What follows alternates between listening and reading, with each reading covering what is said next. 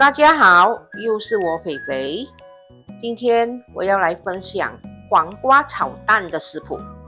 每逢星期一、四、六都会有视频更新哦，请多多关注。那么我们现在就开始吧，请订阅我的频道哦，你们的订阅就是我坚持的动力。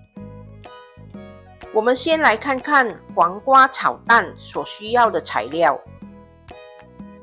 日本黄瓜250克，红萝卜30克，黑木耳20克，蒜米红葱30克，鸡精粉1茶匙，鸡蛋1粒，清水200 ml。首先，我们在锅里放了一点油，然后我们把1/3的蒜米红葱倒下去，把它爆香。当蒜米红葱炒到有香气过后，我们就可以把鸡蛋倒进去，然后我们把这个鸡蛋炒散、炒香。当鸡蛋炒到有一点焦香了，我们就可以把它拿起放一旁备用。我们不需要洗锅，我们在锅里再加入一点油，然后我们又把1/3的蒜米红葱倒下去，把它炒一炒，炒到有香气。我们也可以把黄瓜一起倒下去，把它炒一炒，炒到有香气。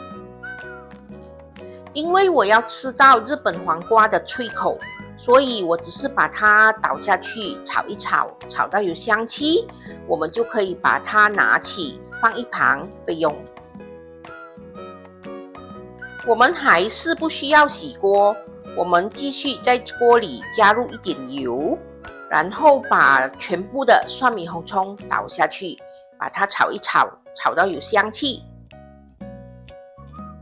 我们也可以把黑木耳还有红萝卜一起倒下去，把它炒一炒，炒到有香气过后，我们就可以加入清水，把这个黑木耳和红萝卜煮软。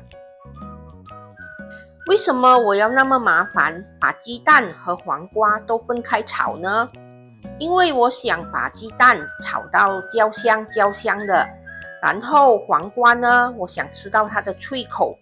再加上黄瓜不能炒太久，不然它会黄黄的，不好看。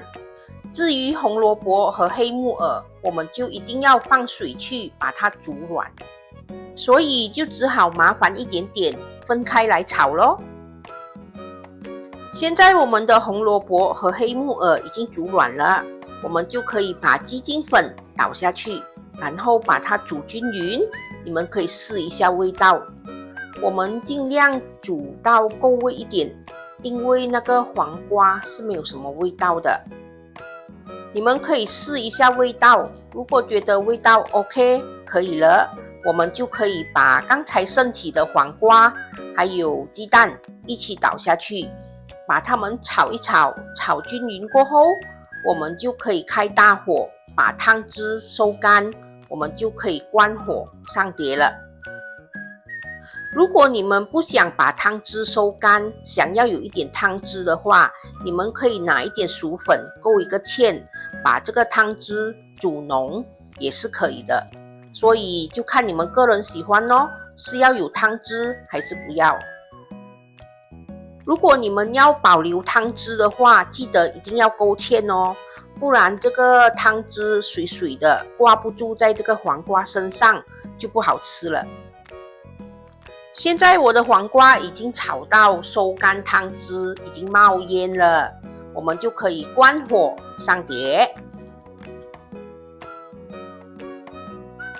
又来到了温馨提示小测试，黄瓜不要炒太久，炒太久会黄黄的，不好看，然后不脆口。如果要保留汤汁，一定要勾芡，让汤汁有一点浓稠感。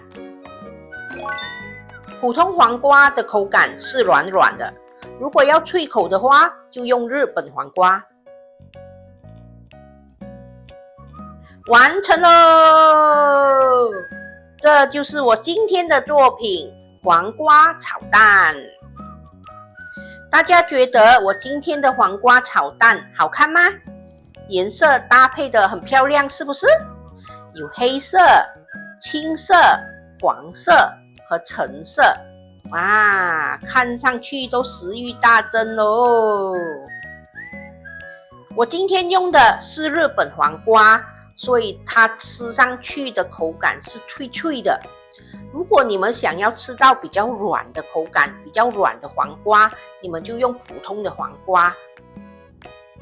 我今天的黄瓜炒蛋是炒到收干汤汁，所以它的味道会裹在这个黄瓜身上，吃起来就比较好吃。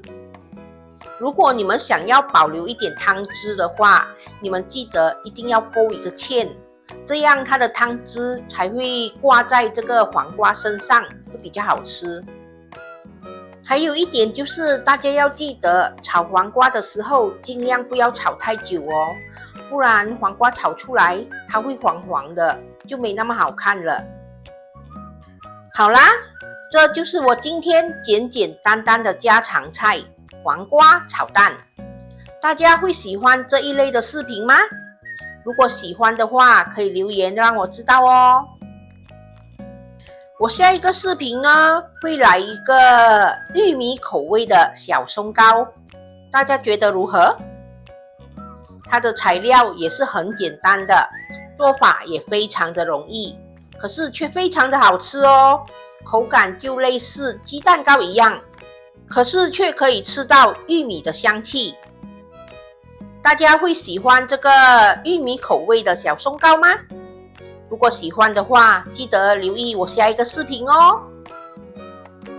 好啦，今天的分享就到这里，大家记得要帮我点赞、留言、订阅和分享哦。